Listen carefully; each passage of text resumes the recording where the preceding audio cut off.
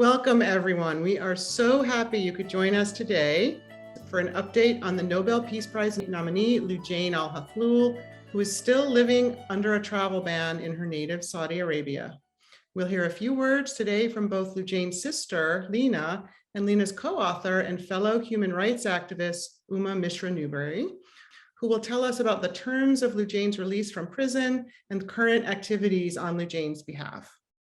And this is also the official media launch for the picture book they wrote, Loujain Dreams of Sunflowers, illustrated by Rebecca Green. So now let me introduce Loujain Alhathloul, who has done so much for her sister, Loujain Alhathloul, including co-authoring this book. Hello, thank you, Maria. So my name is Loujain Alhathloul. I'm the co-author of the book Loujain Dreams of Sunflowers, and I'm also the sister of Loujain Alhathloul. So maybe I'll start by giving a little background on Loujain's story. So Loujain is a women's rights activist from Saudi Arabia. She was one of the leaders of the Women to Drive campaign, and she was also fighting to end the male guardianship system in Saudi Arabia, which basically states that women are minors till the end of their lives. And for her activism, my sister got imprisoned. But prison did not stop her from fighting. She is still resilient, still brave, and now women can drive.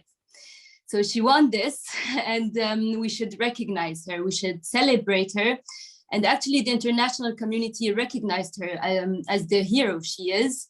She won many awards, including Pan America, the Prix Liberté, Magnitsky Award, the European Council, and many, many more. And so now that we are also continuing to raise awareness of the situation of women's rights activists and women in Saudi Arabia and everywhere, we thought that we should also touch younger generations. And that's when the idea of the book started. And Uma will tell you more about it. And so a lot of people ask the question, how did you and Lina meet? Where was this idea born?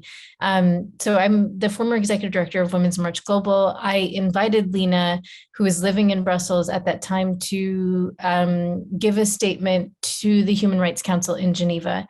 And so during this time that Lina was here in Geneva, my daughter started asking questions about Loujain. The details of Loujain's case are not easy to digest. Loujain was tortured brutally in prison, and everything that she and her family have had to endure and continue to endure are not easy facts to really distill down to children.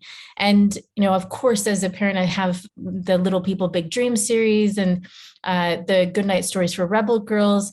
And so the idea of a children's book as a way to address my daughter's questions seemed like a really good fit. The book itself is very much based on Loujain's fight, but it's a story of a courageous girl who follows her dream and learns to fly. In terms of inspiration, it's so vital that the stories of human rights defenders as an activist are told while they are still alive, because too many times we see books being published posthumously after the defender has been murdered or after they pass away. And Loujain is a living hero. She still is fighting in her own way, albeit very limited, in just her presence. She's an inspiration to so many people around the world. And it's so important to continue to celebrate everything that she has fought for and achieved.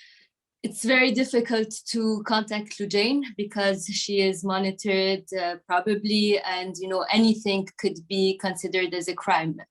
So I'm always very cautious when I talk to her.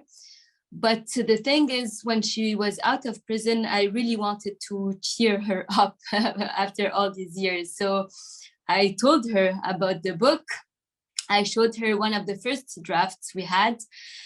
And she literally, sent me a message crying. She said that this was one of the most beautiful things she's ever seen in her life, that she didn't really imagine she could, be represented in such a manner.